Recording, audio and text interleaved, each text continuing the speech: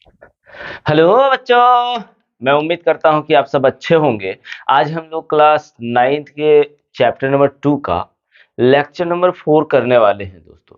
और इस लेक्चर में हम लोग कुछ महत्वपूर्ण विलियन की बात करेंगे, उसके बारे में डिस्कस करेंगे। तो आइए हम लोग समझते हैं एक एक टॉपिक को अच्छा से। चलिए दोस्तों करते हैं।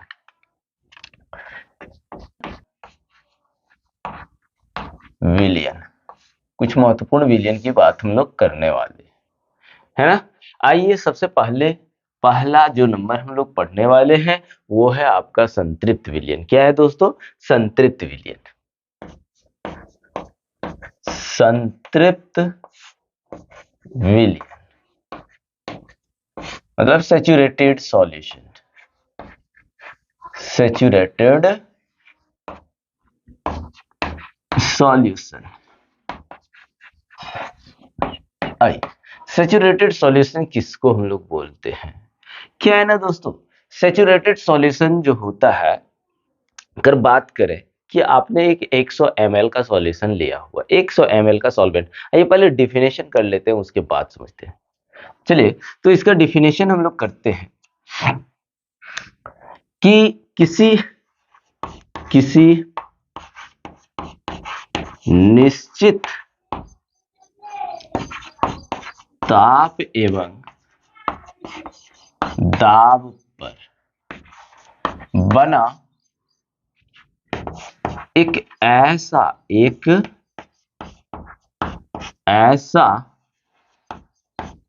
विलयन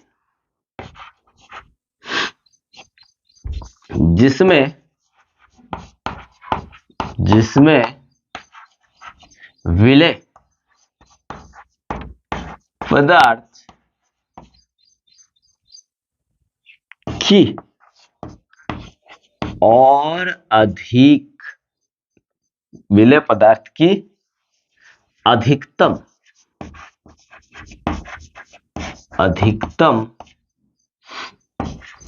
मात्रा घुली हुई हो, उसे संतृप्त विलयन कहा जाता है। जैसे अभी इसका एग्जाम्पल से हम लोग इसको एकदम क्लियर करते हैं दोस्तों।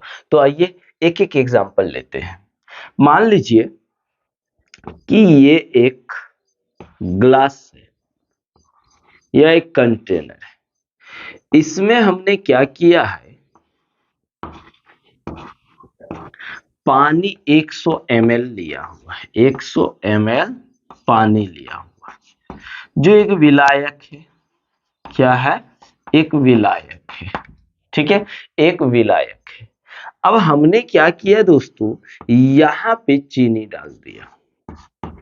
क्या चीनी डाल दिया? कितना? 10 ग्राम।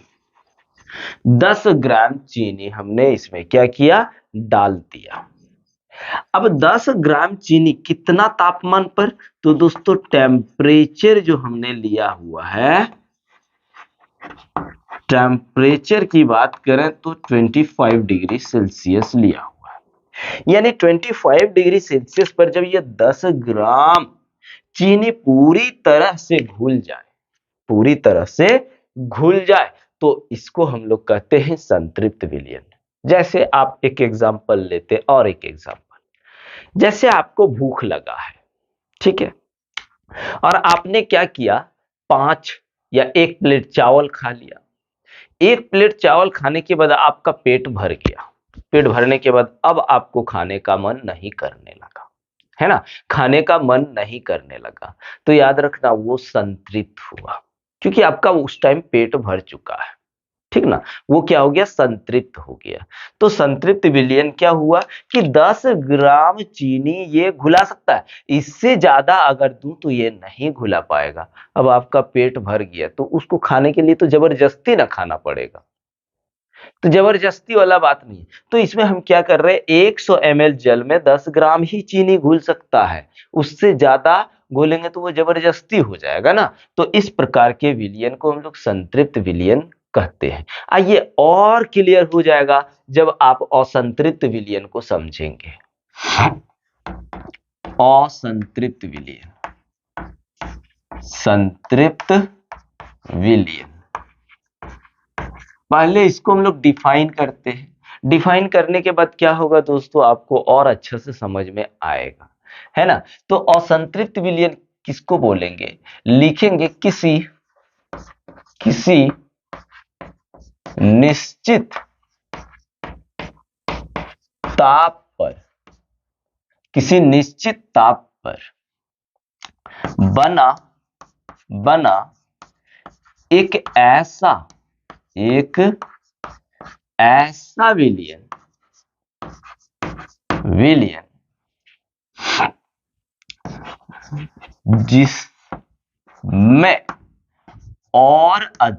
जिसमें और अधिक विलय को उसी ताप पर घुलाई जा सके,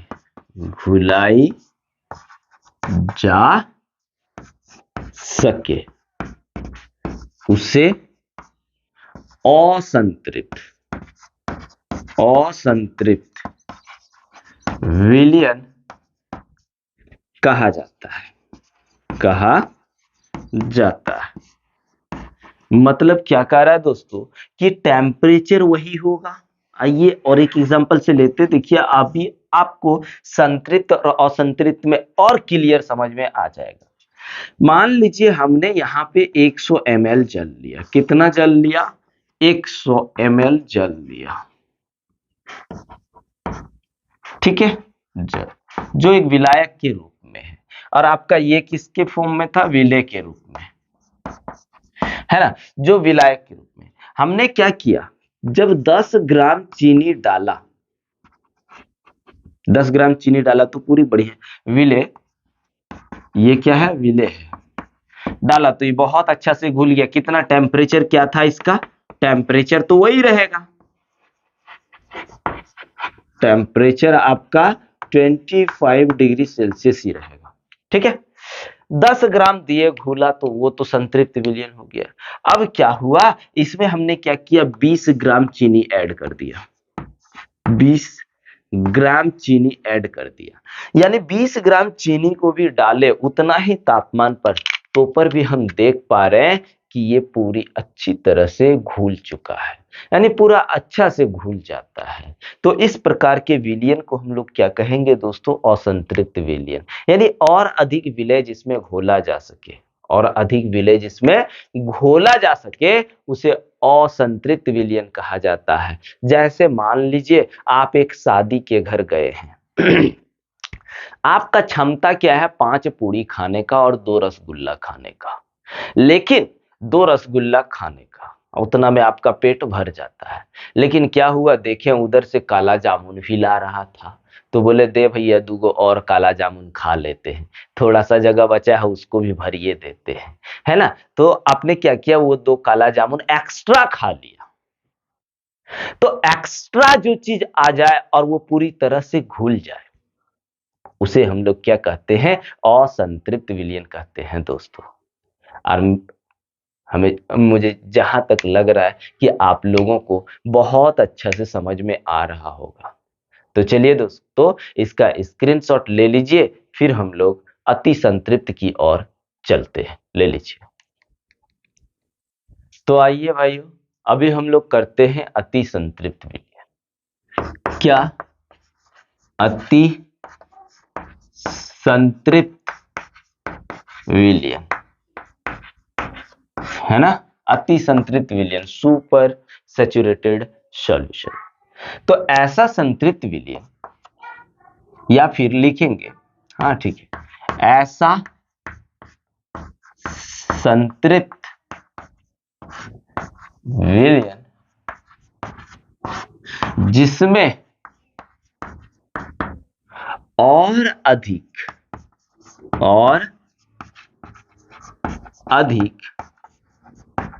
विलय को घोलने के लिए, है ना, घोलने के लिए तापमान को बढ़ाना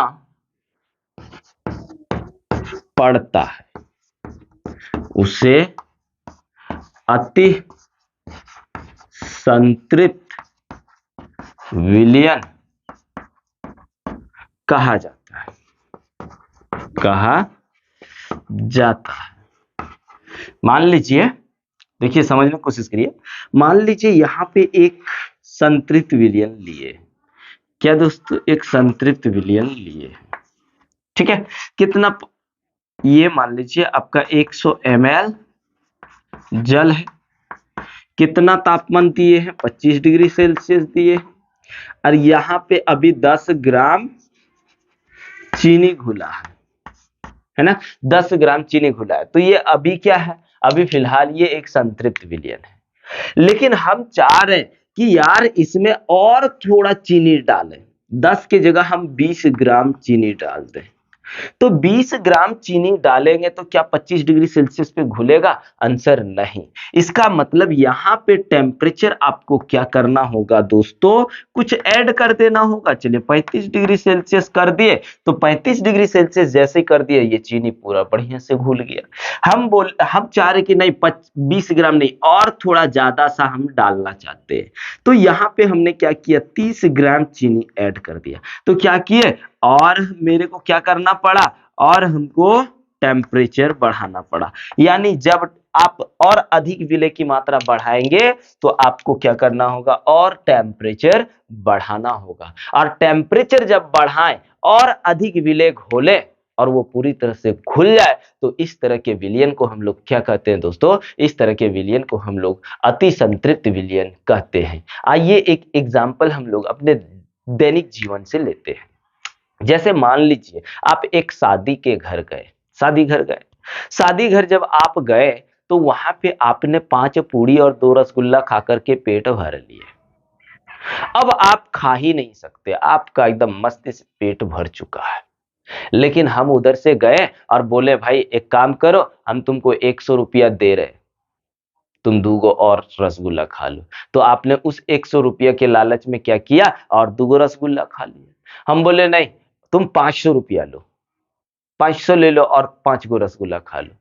जगह तो नहीं, थोड़ा मोड़ा जगह जो बचा है वो तो यार पानी उनी के लिए है ना। तो आपने क्या किया, वो 500वां देखा, 500वां जैसे मिला, आपने वो 5 गो रसगुल्ला खा लिया। तो वैसे ही दोस्तों, जैसे टेम्परेचर बढ़ाएंगे हम और अधिक इसमें विलय अगर डालेंगे तो वो घुल जाएगा। जैसे आपने रसगुल्ला खाया है ना, हमने पैसा दिया, पॉकेट में चेक करके देखो तो हमने जो पैसा दिया वो है या नहीं, और जो आपने रसगुल्ला खाया ट्राई करो ना आप खाए कि नहीं, है ना। तो इस तरह से दोस्तों हम लोगों ने अति संतृप्त विलयन को समझ लिया। आइए और कुछ विलयन को हम लोग समझने की कोशिश करते हैं। एक होता है सांद्र विलयन, सांद्र विलयन, कंसेंट्रेटेड सॉल्यूशन। सांद्र विलयन किसको कहेंगे दोस्तों, जिस विलयन में विलय की मात्रा अधिक हो। लिख देते हैं, जिस विलयन में विलय की मात्रा अधिक हो उसे सांद्र विलयन कहा जाता है, सांद्र विलयन कहा जाता है। क्या कहा जाता है दोस्तों, सांद्र विलयन, जिसमें विलय की मात्रा, जैसे मान लीजिए ये शरबत है मेरा, क्या शरबत, शरबत है, शरबत ठीक ठाक हमको अभी लग रहा है, मीठा उठा ठीक ठाक है। लेकिन हमने क्या किया, यहाँ पे बहुत ही अधिक मात्रा में और 10 ग्राम चीनी ऐड कर दिया। 10 ग्राम चीनी ऐड कर दी तो भी ये शरबत ही कहलाएगा, लेकिन बस इसमें क्या हो जाएगा, इसमें केवल आपका विलय ज्यादा मात्रा में हो जाएगा, थोड़ा ज्यादा मीठा लगेगा, है ना। तो इस तरह के विलयन को हम लोग सांद्र विलयन कहते हैं, जिसमें विलय की मात्रा अधिकतम हो। अब आइए दोस्तों हम लोग देखते हैं तनु विलयन। तनु विलयन, तो तनु विलयन किसको बोलेंगे? तनु का मतलब होता है कम। तनु का मतलब क्या होता है? कम। यानी जिस विलयन में विलय विलय की मात्रा कम हो उसे तनु विलयन कहा जाता है। क्या कहा जाता है दोस्तों? तनु विलयन कहा जाता है। आप एग्जांपल ले लीजिए, यहाँ पे हमने एक कंटेनर लिया है, इसमें हमने क्या किया, 100 ml जल रखा है, जबकि इसमें याद रखना दोस्तों 10 ग्राम चीनी घुल सकता है ना। कितना? 10 ग्राम चीनी घुल सकता है, लेकिन हमने क्या किया, इसमें ऐड किया है 5 ग्राम।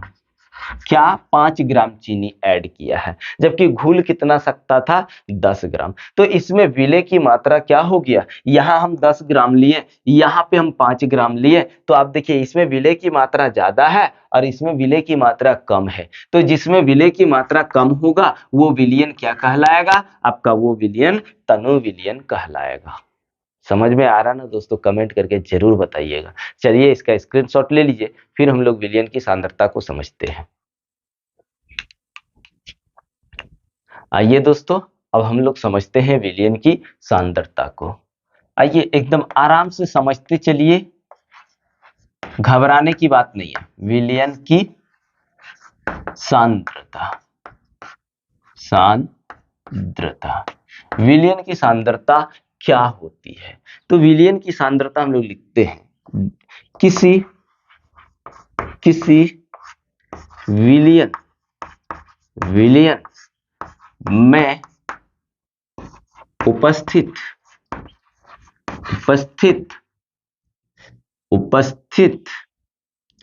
विलय की मात्रा को विलयन की सांद्रता कहा जाता है। जैसे आप देख लीजिए, हम यहाँ पे एक एग्जांपल लेते हैं। ये मेरा एक गिलास है, इस गिलास में पानी मान के चलिए दोस्तों, पानी आपका 100 ml है, 100 ml पानी है। हमने इसमें क्या किया, 20 ग्राम चीनी डाला, 20 ग्राम चीनी डाला। तो यहाँ पे अधिक मात्रा में जो है वो क्या है, विलायक है। ये आपका विलायक है, ये आपका विलय है। तो यहाँ पे हमने डिफिनेशन में क्या लिखा है, विलय की मात्रा को ही विलयन की सांद्रता कहते हैं। तो विलयन की सांद्रता इसमें कितना है? बोल सर 20 है।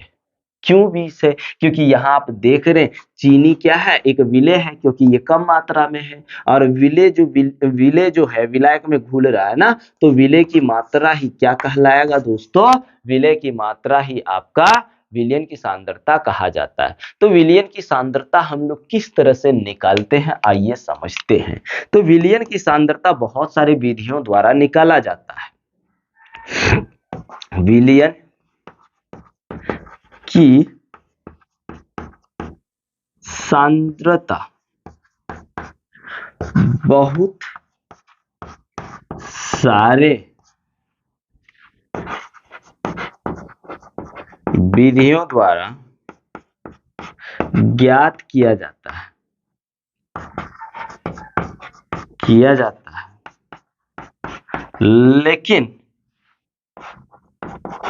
लेकिन हम लोग 3 विधि का उपयोग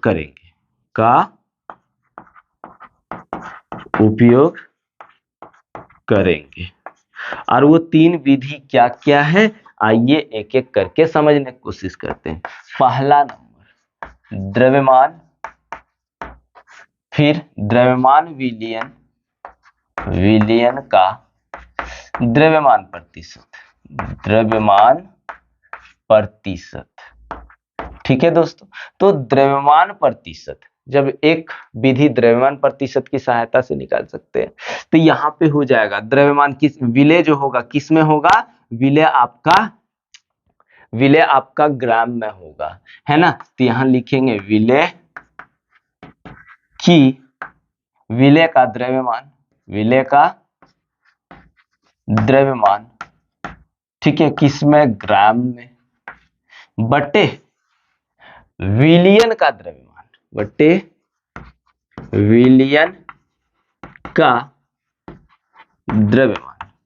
ठीक है दोस्तों। जब परसेंटेज में है तो यहाँ क्या हो जाएगा, 100 से इंटू हो जाएगा। और दूसरा जो इसका मेथड है दोस्तों, थोड़ा ध्यान दीजिए। अब विलयन का द्रव्यमान थोड़ा सा समझ लीजिए, क्योंकि दिक्कत नहीं होना चाहिए भाई, जब आप पढ़ रहे हैं तो दिक्कत नहीं होना चाहिए बस। तो विलयन का द्रव्यमान को कैसे निकालेंगे, तो दोस्तों विलयन का द्रव्यमान जो होता है, विलय का द्रव्यमान प्लस होता है विलायक का द्रव्यमान। क्लियर ना, एकदम क्लियर हो गया होगा कि विलयन का द्रव्यमान कैसे निकाला जाता है, तो विलय का द्रव्यमान प्लस विलायक का द्रव्यमान। अब आइए दूसरा हम लोग देखते हैं दोस्तों। विलय होगा आपका द्रव्यमान में, विलय किस में होगा, द्रव्यमान में, जबकि विलयन होगा आयतन में, यानी विलयन का आयतन प्रतिशत। विलयन का क्या निकालना है, आयतन प्रतिशत। तो क्या हो जाएगा, विलय का द्रव्यमान गुना 100 क्यों लगा रहे हैं, क्योंकि यहाँ परसेंटेज है, फिर बटे विलयन का आयतन। अब विलयन का आयतन सर कैसे निकालेंगे, तो दोस्तों विलयन का आयतन आपका दिया हुआ रहेगा। क्या होगा, दिया हुआ रहेगा। तीसरा देखिए दोस्तों, तीसरा जो आपका होगा वो होगा आयतन, विलयन का आयतन, यानी विलय भी आयतन के फॉर्म में होगा और विलयन का आयतन भी आयतन के फॉर्म में होगा, अर्थात आयतन प्रतिशत। तो आयतन प्रतिशत भी हम लोग इसका निकालते हैं। तो यहाँ क्या होगा, विलय का आयतन गुना 100 बटे विलयन का आयतन,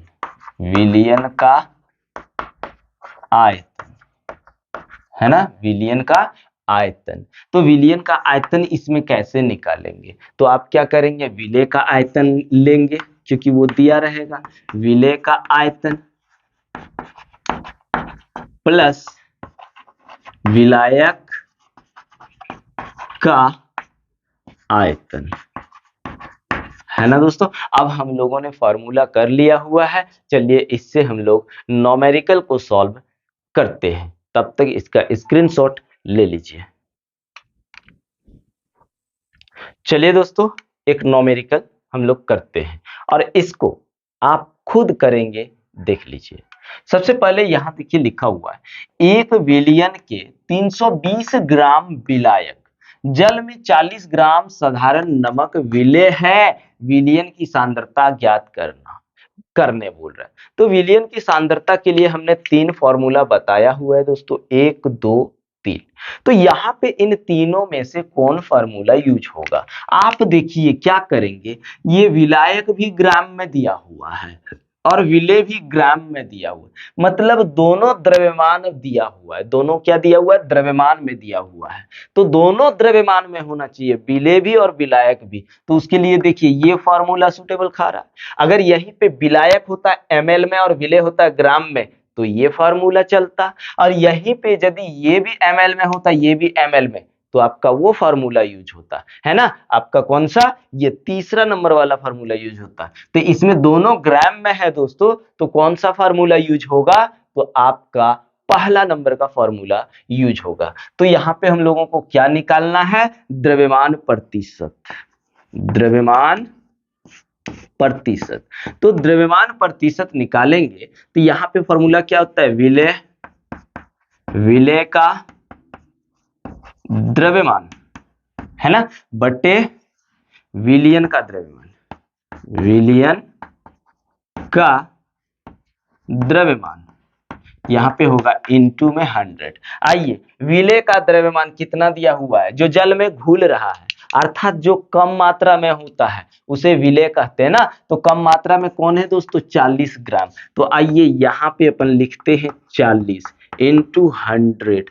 अब हम लोगों का विलियन का द्रव्यमान, तो विलियन का द्रव्यमान के लिए कौन सा फार्मूला? देखिए विलियन के द्रव्यमान के लिए ये फार्मूला हम बताए हैं ना कि विलियन का द्रव्यमान, सॉरी विलेय का द्रव्यमान, तो विलेय का द्रव्यमान कितना है? 40 प्लस, प्लस का साइन, विलायक का द्रव्यमान कितना है? 320, 320। अब इसको जोड़ दीजिए, ये तो N2 हो जाएगा यानी 30, ठीक है, और ये हो गया आपका 360। एक एक कैंसिल, अगर आप इसको भाग करेंगे तो कितना आएगा? 11.1%। तो इस तरह से देखिए कितना आसानी से केमिस्ट्री का न्यूमेरिकल सॉल्व होता है।